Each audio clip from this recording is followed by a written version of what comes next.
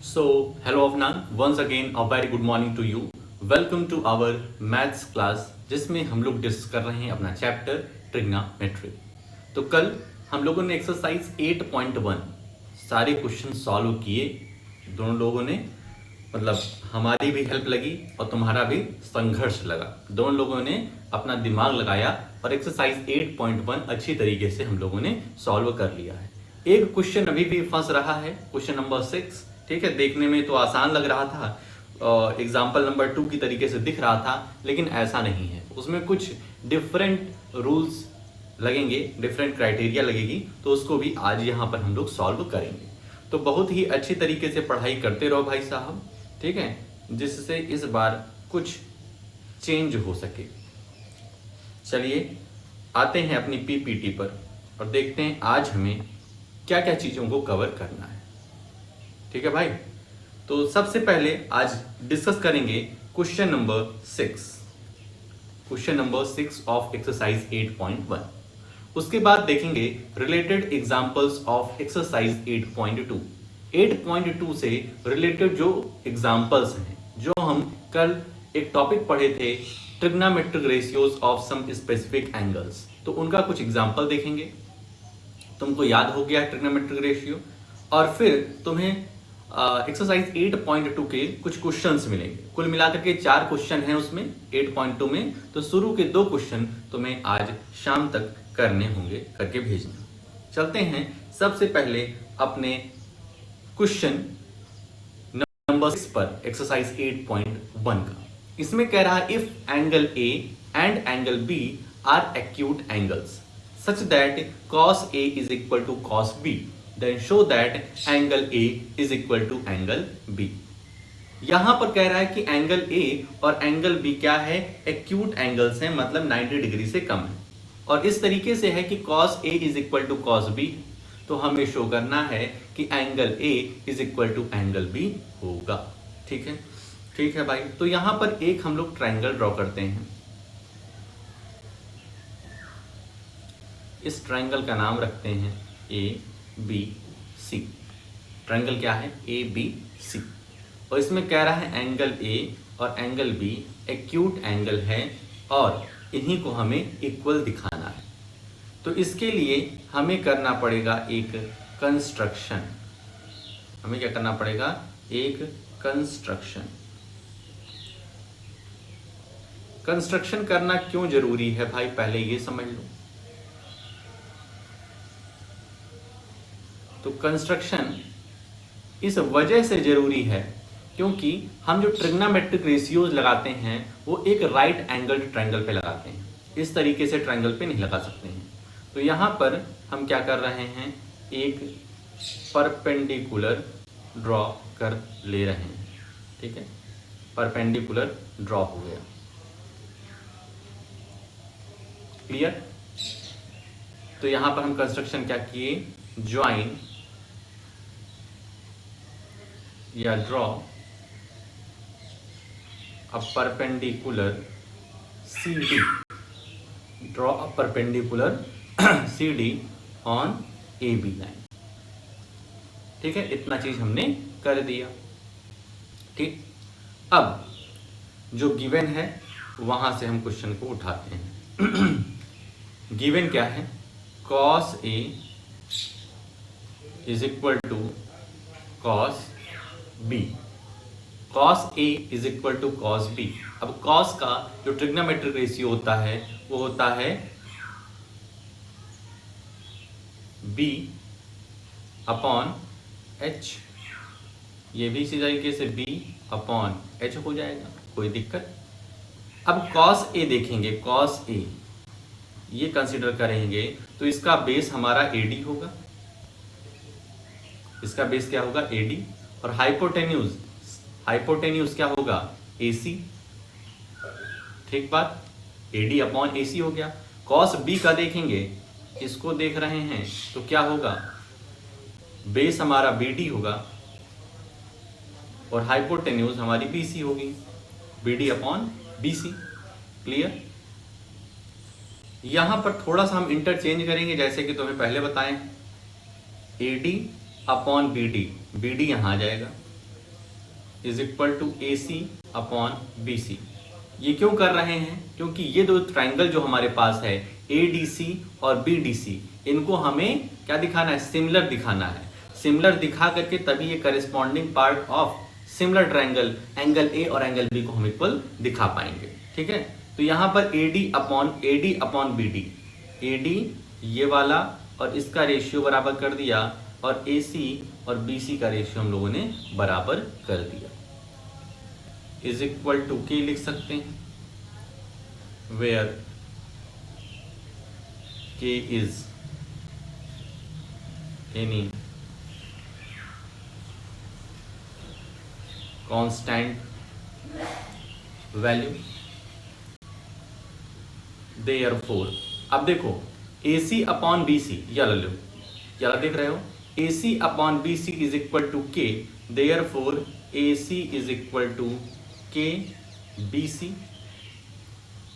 A C upon B C is equal to K यदि हम consider करेंगे तो A C is equal to K B C, इसको हम फर्स्ट इक्वेशन मान सकते हैं। इसी तरीके से A D upon B D is equal to K अगर है तो यहां पर हो जाएगा A D is equal to K B D. Clear है? के बी डी और K B C, A C is equal to K B C लिख सकते हैं भाई साहब, और A D is equal to K B D लिख सकते हैं, इसमें कोई दिक्कत नहीं होनी चाहिए। ठीक है, अब देखो यहां पर हम लोग पाइथागोरस थ्योरम लगाते हैं। तो किस ट्राइंगल में? ए डी सी और बी डी सी में।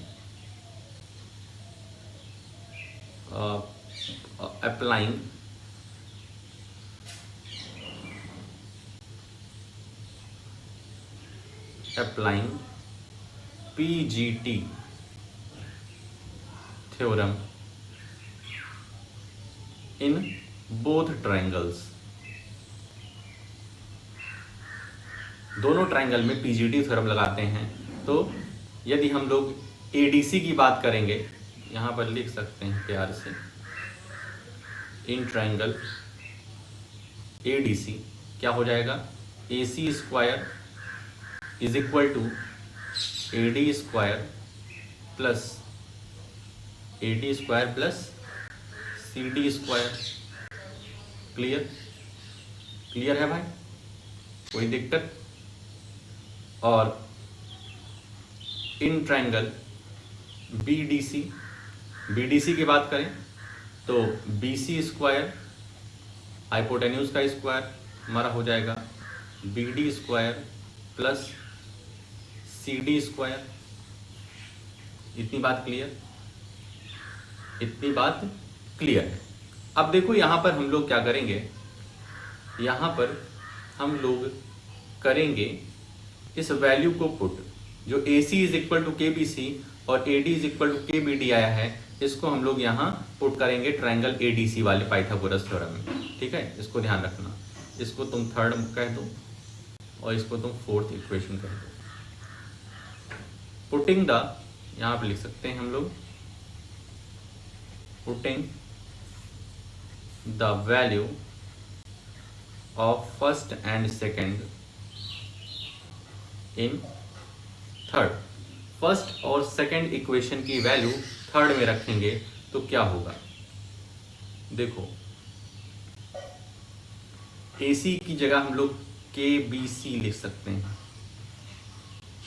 के बी सी स्क्वायर, और ए डी की जगह हम लोग के बी डी स्क्वायर लिख सकते हैं प्लस सी डी का स्क्वायर। ठीक, ध्यान रखना जहां पर होल स्क्वायर रहा करे वहां पर ब्रैकेट लगा करके स्क्वायर लिखा करो, नहीं तो कंफ्यूजन रहेगी। यहां पे इसको करेंगे तो K square B C square is equal to K square B D square plus C D square. K square को इधर भेज दो, K square B C square minus K square B D square हो जाएगा is equal to C D square. ठीक बात। अब यहां से के स्क्वायर हम लोग कॉमन ले सकते हैं, K square B C square minus K square B D square में के स्क्वायर यदि हमने कॉमन ले लिया तो के स्क्वायर यहाँ बचा बी सी स्क्वायर माइनस यहाँ बचा B D square is equal to C D का होल स्क्वायर। ठीक है, इतनी बात क्लियर है? अब देखो इसी को, ये जो इक्वेशन हमारा आया है, कुछ इक्वेशन नंबर इसको हम लोग फिफ्थ लेट कर सकते हैं, फिफ्थ। तो फोर्थ और फिफ्थ में देखो कुछ कॉमन दिख रहा होगा तुम्हें, फोर्थ और फिफ्थ में यहाँ पर भी सी डी स्क्वायर है और यहाँ पर भी सी डी स्क्वायर है, ठीक है। दोनों में सी डी स्क्वायर क्या दिख रहा है, कॉमन दिख रहा है, ठीक। तो देखो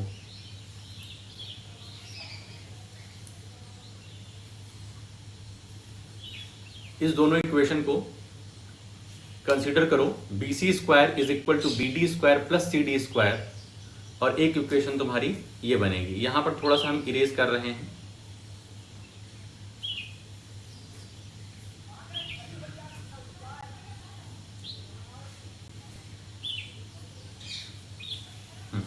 तो देखो ये वाली इक्वेशन जो है हमारी, ये वाली इक्वेशन क्या बन रही है, B C square minus square is equal to C D square, ये अपनी फोर्थ इक्वेशन है।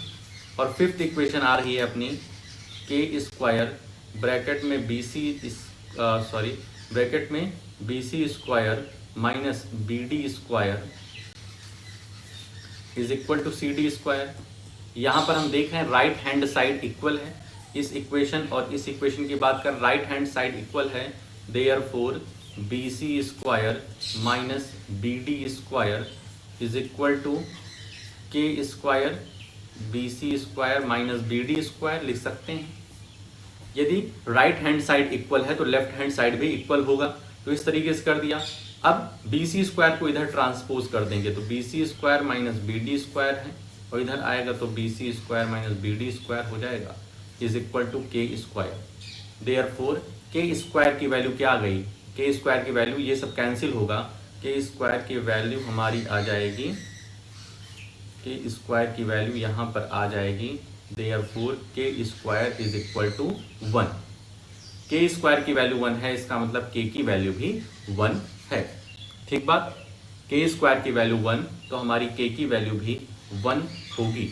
जब के की वैल्यू 1 हो गई तो इसको हम लोग फर्स्ट इक्वेशन में रखेंगे। यहाँ पर ये जो के की वैल्यू 1 आई है, इसको हम फर्स्ट इक्वेशन मतलब ए C is equal to K B सी वाले में रखेंगे, ठीक है। क्वेश्चन थोड़ा सा लंबा है, इस एक्सरसाइज में यही वाला क्वेश्चन जो है थोड़ा सा कॉम्प्लेक्स है और थोड़ा सा लार्ज है, तो ये क्वेश्चन आने की संभावना ज्यादा है, तो इसको बहुत अच्छे से समझिए आप। के की वैल्यू 1 आ गई, अब इसको अपने फर्स्ट इक्वेशन में रखो, ए C is equal to K B सी वाले में। इसको थोड़ा सा यहाँ पे कर दे रहे हैं, पुट द वैल्यू ऑफ के इन फर्स्ट इक्वेशन, तो क्या हो जाएगा, A C is equal to K B C, और A C is equal to K की जगह 1 रख देंगे तो 1 multiplied by B C, therefore A C is equal to B C. A C और बी सी इक्वल हो गया, मतलब क्या हुआ, ये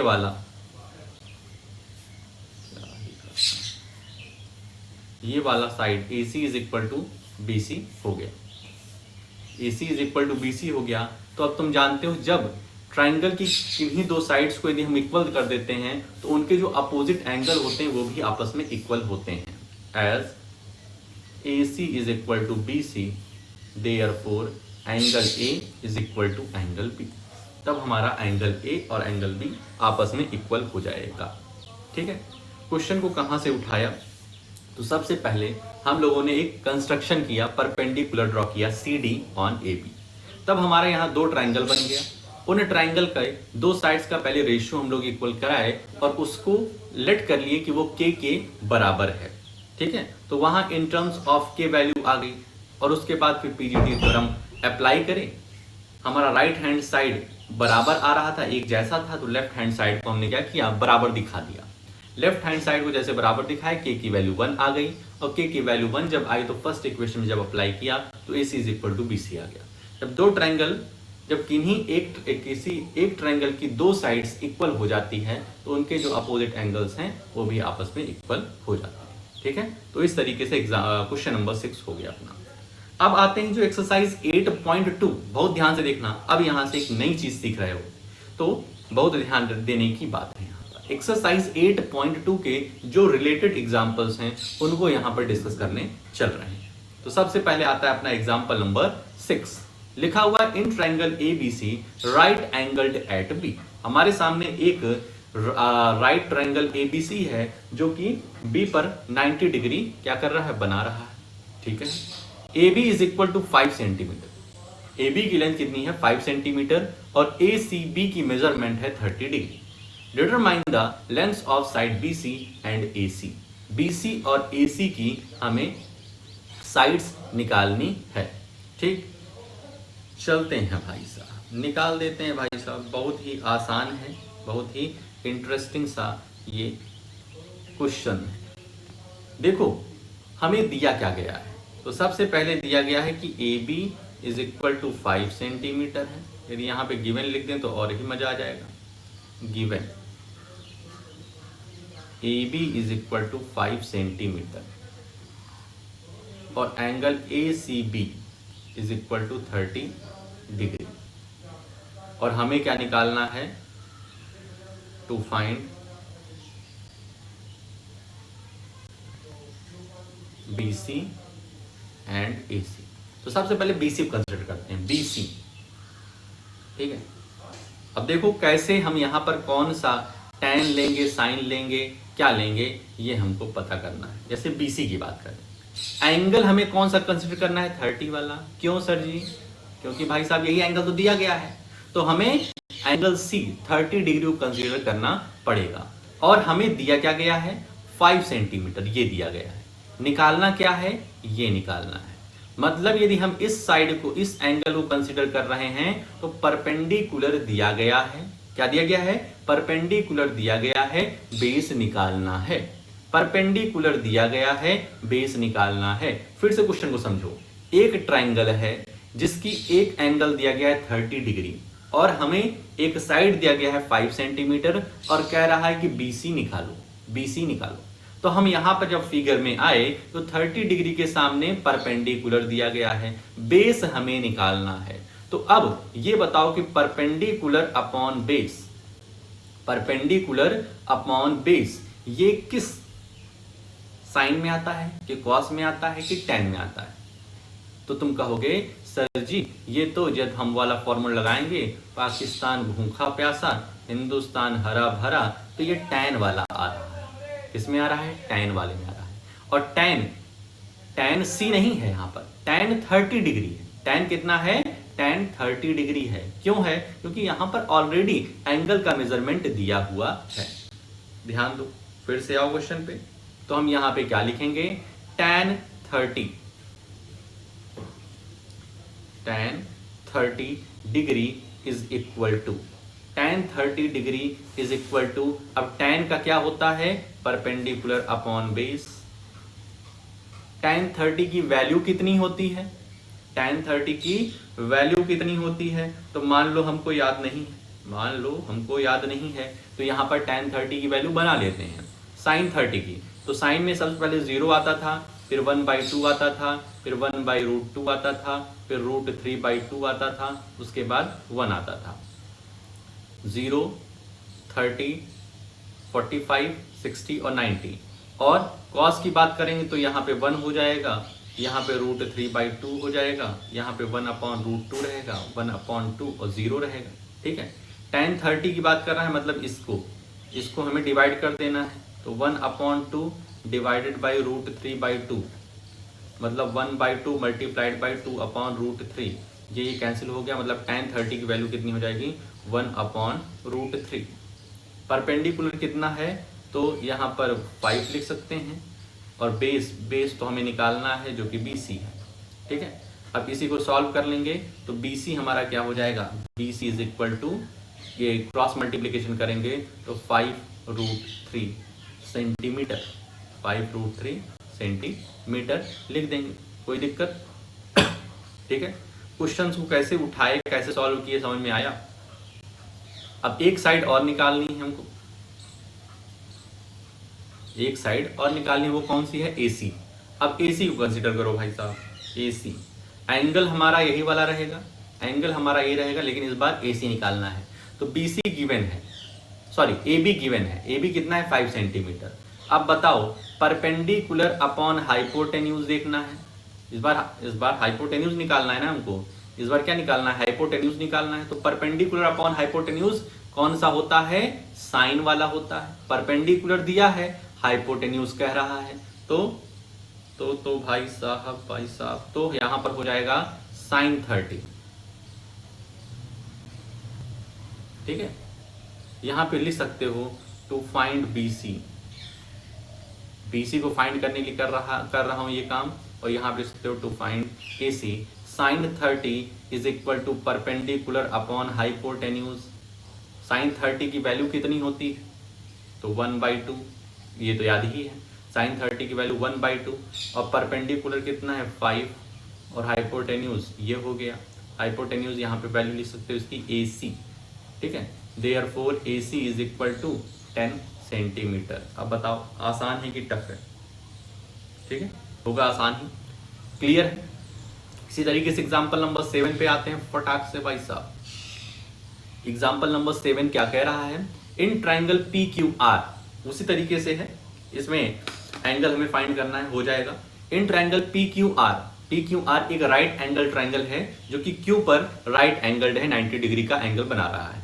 PQ हमारा है 3 सेंटीमीटर और PR है 6 सेंटीमीटर, और हमें एंगल कौन कौन सा निकालना है देख लेते हैं। हमें एंगल निकालना है QPR।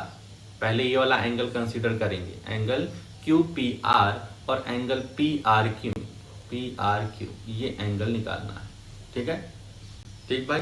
तो देखो भाई साहब, अगर हम इस एंगल को कंसीडर करते हैं, एंगल P को कंसीडर करते हैं, तो ये अपना परपेंडिकुलर बनेगा,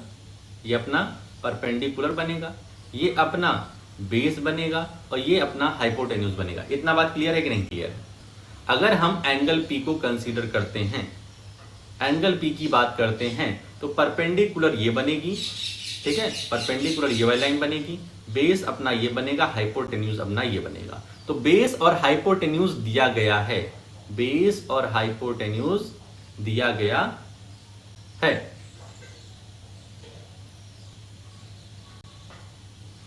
ठीक है, बेस और हाइपोटेन्यूज दिया गया है, बेस अपॉन हाइपोटेन्यूज दिया गया है। तो ये किस साइन का होता है, कॉस का होता है या फिर टेन का होता है? तो वापस से अपना फॉर्मूला लिखो। तो ये किसका होता है, B/H कॉस का होता है। तो हम यहां पे लिख सकते हैं, यहां पे लिखो पहले तो गिवन लिख दिया करो भाई साहब। गिवन क्या है, गिवन है PQ is equal to 3 centimetre and PR is equal to 6 centimetre. To find angle QPR angle find करना है हमें, तो हम क्या लिख सकते हैं, कॉस P। अब ये कॉस कैसे लिखें यहां पे तुमको समझा दिया है, क्योंकि बेस और हाइपोटेन्यूज यदि हम एंगल P को कंसीडर करते हैं, QPR को कंसीडर करते हैं, तो उसका बेस और हाइपोटेन्यूज दिया गया है। बेस और हाइपोटेन्यूज का रेशियो मतलब कॉस का ट्रिग्नोमेट्रिक रेशियो। तो cos P is equal to base upon hypotenuse, base upon hypotenuse. यही कॉस P की तो वैल्यू निकालनी है। Cos P is equal to base कितना है अपना, बेस है PQ, हाइपोटेन्यूज है PR। Cos P is equal to PQ कितना दिया गया है 3, और PR कितना दिया गया है 6, 3/6। इसको यदि हम सॉल्व कर देते हैं तो ये आ जाएगा 1/2। Cos P is equal to 1/2। अब बताओ 1/2 कॉस के उसमें 1/2 किसकी वैल्यू होती है, तो साइन वाले की क्या होती है 0, 1/2, 1/√2, √3/2 और 1, और इसका हो जाएगा 1√3/2 कॉस का, 1/√2, 1/2 और 0। मतलब ये किसकी है, ये है अपने साइन 60 वैल्यू। ठीक है, ये किसकी है 60 डिग्री की है। ठीक है, तो हम यहां लिख सकते हैं cos P is equal to cos 60 degree, क्यों? क्योंकि 1/2 की जगह हम cos 60 डिग्री लिख सकते हैं। cos 60 डिग्री की वैल्यू कितनी होती है? 1/2। Therefore angle P is equal to 60 degree. हमारा जो एंगल P है वो 60 डिग्री होगा। वो कितना डिग्री होगा? 60 डिग्री होगा। क्लियर है? ठीक है, cos की हेल्प से हम लोगों ने ये निकाल दिया है। अब हमें ये भी एंगल निकालना है, R निकालना है। तो यहाँ पर अब इतनी बड़ी गणित ना करते हुए बस एंगल सम प्रॉपर्टी लगा देते हैं यहाँ पर, by angle sum property ASP of triangle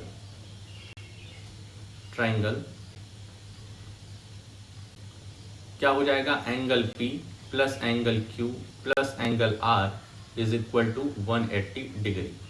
angle P हम लोगों ने निकाल लिया है 60 डिग्री, एंगल Q 90 डिग्री है और एंगल R निकालना है। देयरफॉर एंगल R कितना हो जाएगा? 180 degree minus 150 degree is equal to 30 degree. ठीक है, therefore angle QPR is equal to 60 degree and angle PRQ is equal to 30 degree. तो दोनों एंगल हम लोगों ने यहाँ पे निकाल लिया है। ध्यान रखो, ये जो एंगल PRQ हमने निकाला है इसको भी उसी मेथड से निकाल सकते हैं, लेकिन वो थोड़ा सा बड़ा है। तो जो चीज़ें आसान से हो जाएं आसान तरीके से, उसको आसान तरीके से ही करनी चाहिए। ठीक, क्वेश्चन को समझें। फिर से एक बार तुमको यहाँ पर क्लियर कराते हैं कि किस तरीके से यहाँ पर हमने समझा चीज़ों को। ठीक है, फिर से देखो, यहाँ पर हमको एक ट्रायंगल दिया है, PQR ट्रायंगल दिया गया है जो कि राइट एंगल्ड है Q पर। ये भी बात क्लियर है। PQ अपनी 3 सेंटीमीटर दिया गया है और PR 6 सेंटीमीटर दिया है। इतना तो दिया गया है। उसके बाद कह रहा है कि एंगल QPR निकालो, ये वाला एंगल निकालो और ये वाला एंगल निकालो PR को।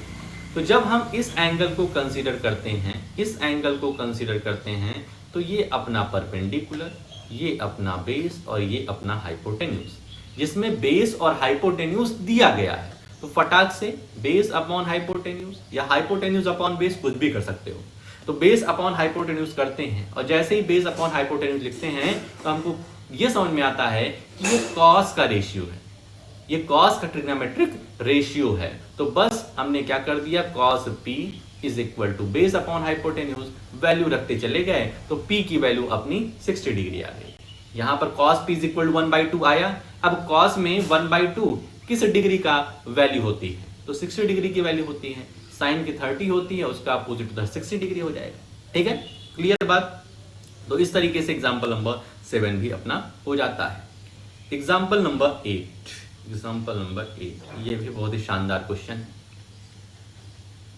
इफ साइन ब्रैकेट में a minus B is equal to 1/2 and cos a plus b is equal to 1/2 where a is greater than 0 degree, a plus b is greater than 0 degree and less than और equal to 90 degree, a is greater than b, find a and b।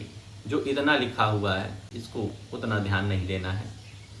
ठीक है, अभी तक तुम जितना पढ़े हो, ठीक है, उसमें इसको ध्यान नहीं देना है। ये तब बात आती है जब तुम पढ़ोगे अभी cos 180 डिग्री, sin 180 डिग्री, तो ये क्लास 10th में नहीं पढ़ोगे।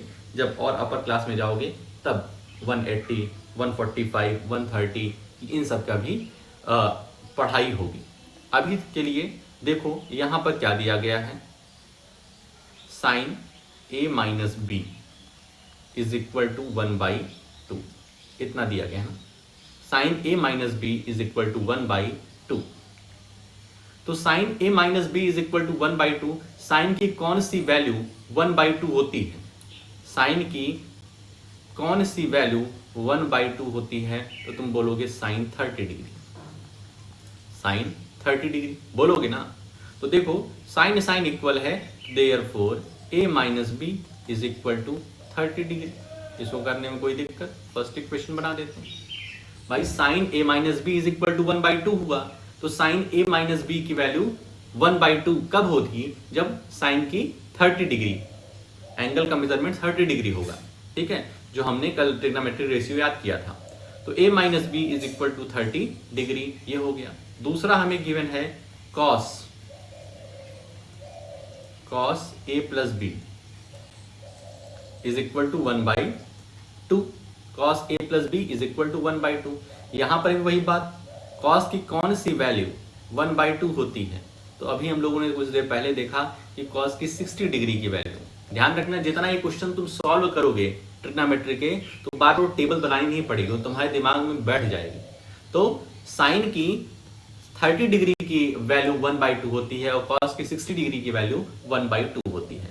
तो यहां से लिख सकते हैं therefore a plus B is equal to 60 degree. a plus B को हम 60 डिग्री मान सकते हैं। Now from first and second, पहला आया है अपना a minus B is equal to 30 degree और दूसरा आया है अपना a plus B is equal to 60 degree. ये कैंसिल हो जाएगा, ये बचेगा 2a और इधर 90। a की वैल्यू कितनी आ जाएगी? 45 डिग्री आ जाएगी। और इसको फर्स्ट इक्वेशन में पुट कर दो, put the value of a in first में रखेंगे तो 45 minus B is equal to 30 degree और b की value 45 minus B is equal to 30 degree. तो ये अपना हो जाएगा 30 degree minus 45 minus B is equal to minus 15। B भी कैंसिल हो जाएगा तो हमारा आ जाएगा b की वैल्यू 15 डिग्री। ना भाई, b की वैल्यू कितनी आ जाएगी? 15 degree. Therefore value of a and b are 45 and 15 respectively लिख देंगे, रिस्पेक्टिवली। ठीक है, तो इस तरीके से एग्जाम्पल नंबर 8 हो गया। बहुत ही आसान है। Sine a minus B is equal to 1/2 दिया गया है, तो तुम्हें ये सोचना पड़ेगा, अपने दिमाग में थोड़ा सा जोर डालना पड़ेगा कि साइन की कौन सी वैल्यू, किस डिग्री की वैल्यू 1/2 होती है। तो 30 की होती है साइन की जब कंसिडर करेंगे तो 1/2 30 की वैल्यू होती है और कॉस में देखेंगे तो 60 डिग्री की वैल्यू होती है 1/2। तो इस तरीके से करके दो इक्वेशन बन जाएगा और हमारा आंसर आ जाएगा। ठीक है, तो इस तरीके से जितना हम लोगों ने आज सोचा था डिस्कस करने का, वो यहाँ पर हो जाता है अच्छी तरीके से डिस्कस। तो अब तुम्हारा काम क्या रहेगा कि एक्सरसाइज 8.2 में आओ और उसके जो 4 क्वेश्चन हैं उसमें से शुरू के 2, फर्स्ट और सेकंड क्वेश्चन, ठीक है, हर उसमें कई सारे पार्ट भी हैं तो सारे पार्ट तुम्हें सॉल्व करने हैं। बहुत ही आसान है, बस cos 30 की वैल्यू, cos 60 की वैल्यू, sin 30, sin 45 की वैल्यूज में पुट करनी है और क्वेश्चन को सॉल्व करना है। कैलकुलेशन ज़्यादा है तो थोड़ा दिमाग से करना, कंसंट्रेशन के साथ करना। ठीक है, तो आज के लिए अपने इस वीडियो में इतना ही, मिलते हैं नेक्स्ट वीडियो में। ओके।